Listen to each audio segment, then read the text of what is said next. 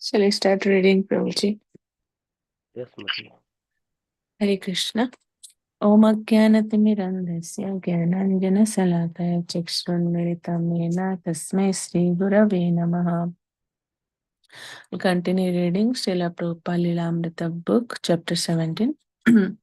A week passed, and no one had found a suitable place for the Swami. One day, Prabhupada suggested that he and Carl take a walk up to Michael Grant's place and ask him to help.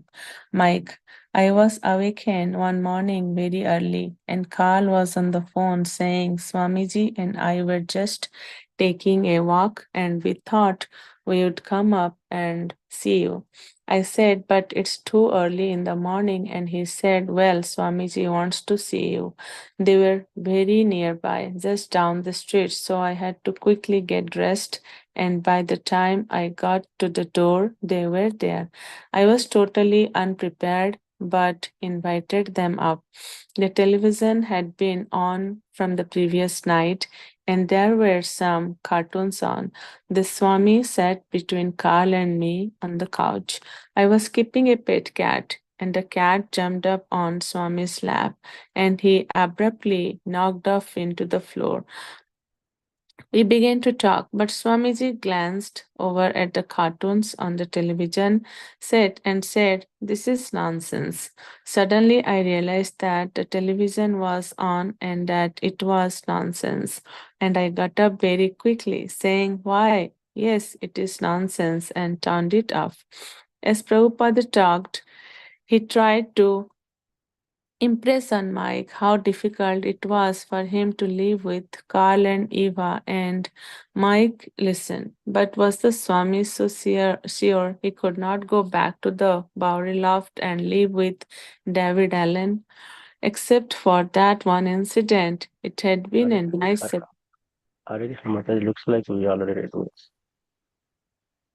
Helping with, right? Did we read all this as well? No, we haven't No, read no, Prabhu. no, No? no, no. Okay, sure. Okay. Prabhupada explained that David had become a madman from too much LSD. He was dangerous. Mike gave the Swami a half incredulous look. David Allen, dangerous? Prabhupada then told a story. There is an old saying in India that you get yourself a spiritual master, you sit opposite him, you learn everything from him that you can. Then you kill him, you move his body to one side, and then you sit in his place, and you become the guru. As Prabhupada spoke, Mike began to feel that David was dangerous, so he did not ask for any more details. Mike could see that Swamiji was appealing to him for help, and they all sat together on the couch. Mike and Carl Mike and Carl quietly nodded in agreement. The Swami was looking at Mike, and Mike was trying to think. So, how can we help Swamiji? Carl interjected. Mike explained that he was a pianist and he had to practice every day. He had two pianos, two sets of drums, a vibraphone, and other instruments right there in his apartment. Musicians were always coming over to practice and they all played their instruments for hours. Also, he was living with a girl and there was a cat in the apartment. But Mike promised that he would help find a Swami a new place. Prabhupada thanked him and, along with Carl, stood to leave. Mike felt obligated. He was good at getting things done, and he wanted to do this for the Swami. So the next day, he went to the village voice, got the first newspaper of the press, looked through the classified ads until he found a suitable prospect, and phoned the landlord. It was a storefront on Second Avenue, and an agent, a Mr. Gardiner, agreed to meet Mike there. Carl and the Swami also agreed to come. Mr. Gardiner and Mike were the first to arrive. Mike noted the unusual hand painted sign, Matchless Gifts, above the front window. It was a holdover, Mr. Gardiner explained, from when the place had been a nostalgic gift shop. Mike proceeded to describe the Swami as a spiritual leader from India, an important author, and a Sanskrit scholar. The rental agent seemed receptive. As soon as Prabhupada and Karl arrived and everyone had been congenially introduced, Mr. Gardiner showed them the small storefront. Prabhupada, Karl, and Mike carefully considered its possibilities. It was empty, plain, and dark. The electricity had not been turned on, and it needed repainting. It would be good for meetings, but not for the Swami's residence. But at $125 a month, it seemed promising. Then Mr. Gardiner revealed a small second floor apartment just across the rear courtyard, directly behind the storefront. Another $71 a month, and the Swami could live there. Although first Mr. Gardiner would have to repaint it, the total rent would come to $196, and Carl, Mike, and the others would pitch in. Prabhupada had the idea of making Mr. Gardiner the first official trustee of his fledgling Krishna Consciousness Society. During their conversation, he presented Mr. Gardiner with a 3-volume set of his Srimad Bhagavatam, and inside the front cover, he wrote a personal dedication and then signed it. A.C. Bhaktivedanta Swami. Mr. Gardiner felt flattered and honored to receive these books from their author himself. He agreed to become a trustee of the new society for Krishna consciousness and so pay the society $20 a month. Mr. Gardiner took a week to paint the apartment. Meanwhile, Mike arranged for the electricity and water to be turned on and had a phone installed. And he and Carl raised the first month's rent among their friends. When everything was ready, Mike gave Prabhupada a call at Carl's. Now it was time to move the Swami into his new place. A few friends who were on hand accompanied the Swami over to the Bowery loft. Maybe they were not prepared to become his surrendered disciples, but contributing toward the first month's rent and volunteering a few hours of work to help set up his place were exactly the kinds of things they could do very willingly. At the loft, they all gathered up portions of the Swami's belongings, and then they started out on foot up Bowery. It was like a safari, a caravan, a half a dozen men loaded with Prabhupada's things. Michael carried the heavy Robert's rail to rail, and even the Swami carried 2 suitcases. They did everything so quickly that it was not until they were well on their way and Mike's arm began to ache that he realized, why did not we bring a car? It was the end of June and a hazy summer sun poured its heat down into the Bowery jungle, starting and stopping the train safari, stretching for over a block, slowly tracked along. Prabhupada struggled with his suitcases past the seemingly unending row of restaurant supply shops and lamp stores between Grand, Broome, and Spring Streets. Sometimes he paused and rested, setting his suitcases down. He was finally moving from the Bowery.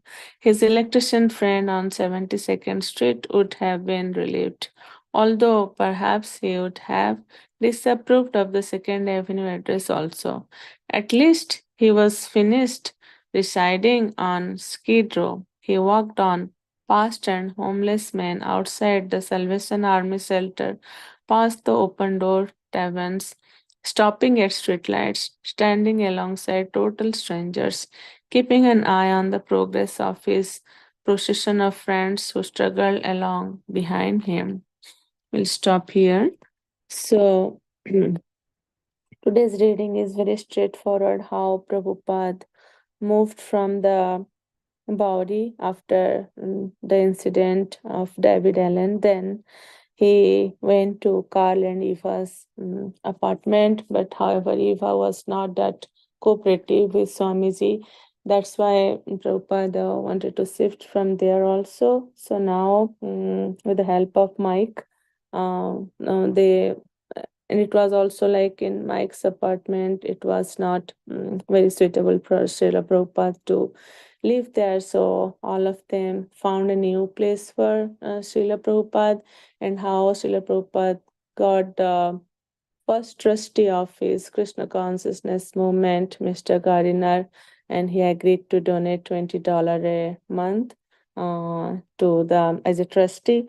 And how this Mike, Carl, they all like all those people, they helped Srila Prabhupada to raise the money for the first month's rent of the apartment, and how they're helping Srila Prabhupada to move his stuff from that Bauri to the new place. So yeah, we'll see in future like who will be home like as a disciple of Srila Prabhupada. But from all these readings, we have to understand one thing, that how Srila Prabhupada was so determined in his to fulfill his guru's instruction to spread Lord Chaitanya Mahaprabhu's message in the Paschatya Desh, that's the western part in the Western world, that how much difficulty he was facing, he was not stopping at any time. Maybe like you see the how much struggle he was doing, right? He can decide anytime that let me go back to India. It's so difficult, so struggle life here.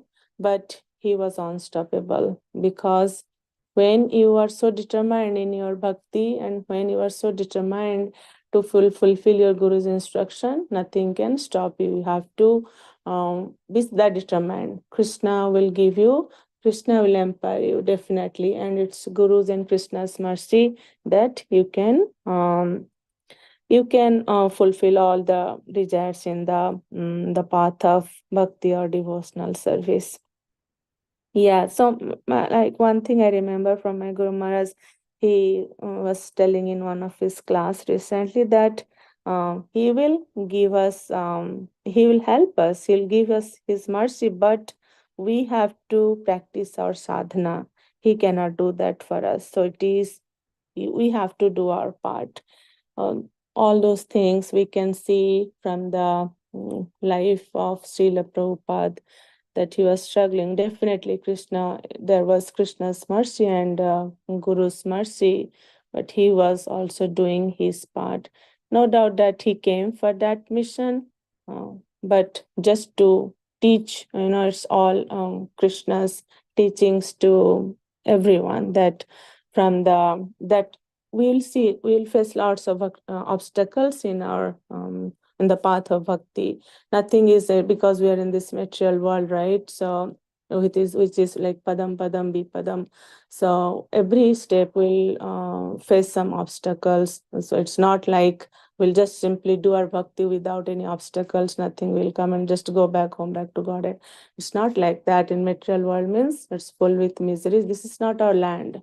So this is Maya's land. So every time we have to struggle with Maya. Even like forget about non-devotees. Devotees also, like everyone says, devotees practice bhakti, but then how they are facing so many obstacles we have to face, because this is material world, we have to face.